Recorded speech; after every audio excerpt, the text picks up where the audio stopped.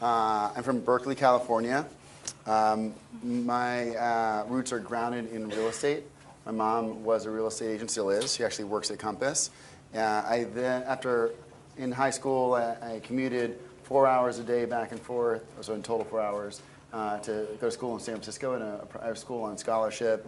Went to Columbia here in New York City, and afterwards worked at McKinsey for 2 years. Went back to Columbia Business School, worked at Lazard for 2 years, then worked as a White House Fellow and Senior Advisor to the Secretary of the Treasury for a year, and then came to Goldman Sachs for 6 years, or 6.5 years, 5.5 in private equity, a year as Chief of Staff to the President and CEO of the company, and then ultimately left to found Compass. I wanted to do something that I was incredibly passionate about, and I had done a lot of philanthropic work. I started a nonprofit called New York Needs You, was founding chair of Bronx Test Academy 1, and ran 50 marathons, one in each state to raise $1 million for nonprofits. So that's where my heart really was, and I wanted to do something where I could kind of fall asleep on my pillow feeling like I had impact in the world while also being kind of fulfilled in the professional sense. And so I went off to found Compass with my co-founder, a guy named Ori Alone, who had built one company that he sold to Google,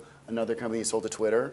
And I said, let's come together and bring this beautiful thing called technology to the largest segment of the global economy, real estate, which has an incredibly hard time trying to attract technologists. You, I think, have credited your mother, Ruth, who is now, as you say, a Compass agent, with introducing you to real estate when you were in college. I think maybe you did a bit of work with her. Yeah. I'd love to hear a little bit more about that experience and how it kind of planted the seed for some of the problems you wanted to solve. Yeah, so I think I've been fortunate that I've been able to have one of the greatest entrepreneurs as a role model my entire life, which is my mom. Right? She's from Israel. She immigrated here to New York, which what is more entrepreneurial than moving, right?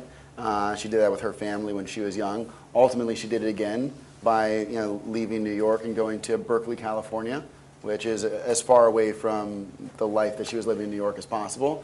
And in there, she's met my father, African American, so she really created her own life. Ultimately was disowned by her parents. My father passed away when I was young, so it was really just her, and she had to figure out everything by herself. So as an example, to be able to take care of me and put me through school at the same time, she worked at the JCC in my younger years, so Jewish Community Center, and that allowed her to make money and take care of me at the same time. And so in so many ways, I was able to watch her as being an entrepreneur. And then she went off to sell insurance brokerage, to insurance brokers, life insurance, then real estate brokerage. And she was the kind of person that always made me feel like anything's possible. And there's opportunity all around you. So as an example, we applied to 2,000 scholarships for college. That's a lot. Yeah, it was a lot. It was a lot. And actually the hardest thing about it is how much money it costs. Because back then, you had to pay for it. So it was not like you emailed. You had to print stuff out, which cost money. You had to buy envelopes, which cost money. But then when you put a packet, like an essay this big, into an envelope, remember, not the ones that fold because those are cheaper. The long ones are actually more expensive to mail. It would cost $2 each. So $2 times 2,000 was $4,000 bucks. That was a lot of money at the time. So anyway, we applied to 2,000. We got 15, but we got 15. So that was kind of the role model that she inspired me is anything's possible. It doesn't matter how many times you miss the ball or the basket. It's how many times you shoot for it, because you're going to get in sometimes. You, from your background, come from a world, banking, consulting, where the idea of pivoting, sort of knowing how to do that entrepreneurial mindset or instincts, isn't really something you learn day to day, when you're looking at PowerPoint decks. And I'm curious, what it was like for you to make that transition to really being a full-time entrepreneur day to day. How did you have to adapt? What new skills did you have to learn? Was that a comfortable transition? Yeah. Well, I was an entrepreneur, a little no secret. When I was 14 years old, I started my first business, a disc jockey business. I took all my bar mitzvah money and I funneled it into a bunch of DJ equipment. But it turned out to be the most utilized disc jockey in the San Francisco Bay Area by the private school system for 2 years in a row. So I made enough to pay my way through high school and college. And it's called Rude Boy Productions. I sold licorice Rude and mixtapes and Rasta shirts and Rasta belts on the way to school every day. So I was an entrepreneur back then. All right, so this is the second time around, yeah. But this is a little different now. The things that were valuable from my experience at McKinsey and Goldman that I've taken with me here, I'd say are really two things. One is a sense that people really matter. At the heart of this, which is a beautiful thing for all of us, as much as software is destroying or is eating the world and turning a lot of jobs into not being as necessary, or for making a lot of people, making technology more important than people in a lot of parts of the world, people still matter the most. And what I mean by that is even the software engineers are just a collection of people. And so HR is becoming a more and more important role in a technology-driven world because the people that are building the technology want to be inspired, they want to have the right culture, they want to have transparency, they want to have good communication, they want to feel tied to the mission, they want to know what their goals are and how they tie to the goals of the company. So a long way of saying that I knew how important great people were from McKinsey and Goldman, because you hire a great person there, then they hire more and more good people. And we carried that over by starting off by hiring a bunch of Google engineers and Goldman private equity people. And we've really tried to invest in hiring the best people and making sure it's a place that great people want to work. So you build this product, Yeah. Now you need to get people to use it. You guys are a little farther along now, but in the early days, how did you convince those first agents to give you a shot and switch over? Yeah, so very hard, and still hard. It's hard to get anyone to change.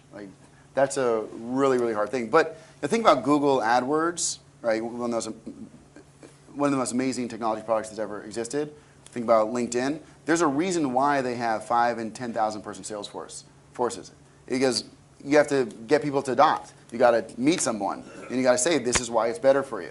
And so when people are spending money, usually it takes a sales force. When things are just free on the consumer side, then it may not take as much. But we have a team of people that help explain the Compass value proposition to agents. And it's not just technology. It's technology, it's marketing, and it's culture.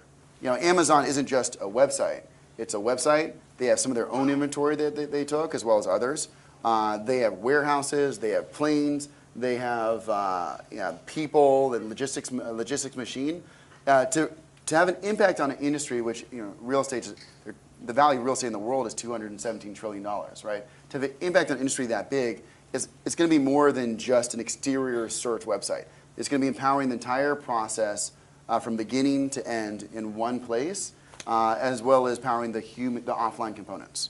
Maybe to sort of zoom out a little bit, I'd love to talk a little bit what's happening in the industry more broadly. I think we're seeing a real boom in real estate tech right now. You've seen startups all over the place, different parts of the stack. And I'm curious, you've been doing this for a few years now. Why do you think the sudden interest? It feels like sort of the hot thing right now. Yeah, look, so very specifically what Ori and I did is we looked at the biggest segments of the global economy on one half, and we said, which ones are having a hard time attracting the best engineers out of places like Google? And we found two, healthcare and real estate, right? And so ultimately, I think the world's finding out that, oh my God, real estate is the largest asset class in the world, right? Of the last 10 recessions, the majority of them were driven by real estate. And there's a reason why, because it's so valuable. And there's no great software that's really being built for it. And now they want to be able, they want to back companies that are going to transform new industries. And so I think that's what's driving that. Just the size of the opportunity and the it's the size of the opportunity there. And the lack of competition. Mm-hmm. Yeah, the idea isn't the hardest problem. Everyone has good ideas, or a lot of people do. And it's almost like you all know people who've had good ideas, but could they actually turn the idea into reality?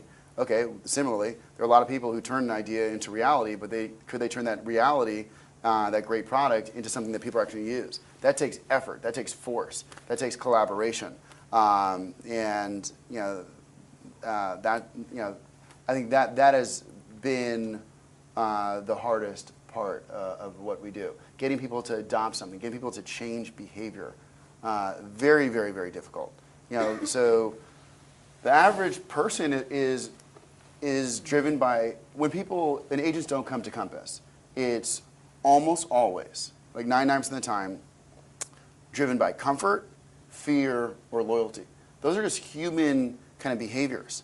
And it's very hard to get people to be driven to have, I mean, everyone has that to some extent, right? I was at Goldman Sachs and worked in corporate America until I was, for the first 15 years of my career.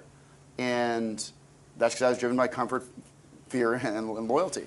Ultimately, one of our, a billionaire in New York said, Robert, go off and do something great. Because I was telling him about, I told him about this story where a CEO said, do you think about your job in the shower? And I said, no, not at all. And I said, I think about the nonprofits that I work in, and that's what I'm passionate about. He said, okay, you should quit.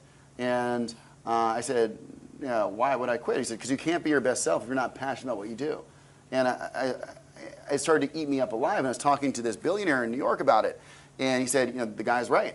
You have to go off and create something. I've seen what you've done in the social space. You should go for it in the private sector and build something.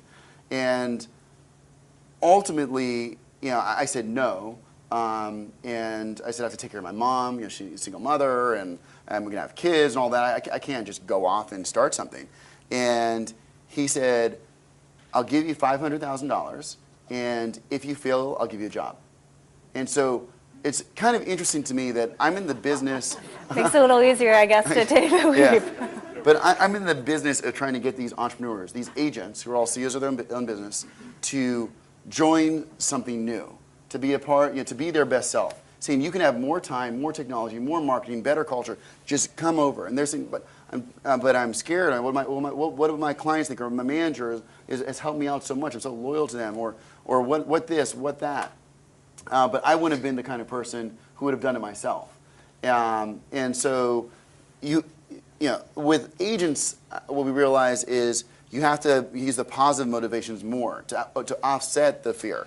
And so the positive motivations are, do you want to be a part of something great? Do you want to look back, 30 years from now and say you were a part of a company and helped advise on the products that are going to transform an entire industry?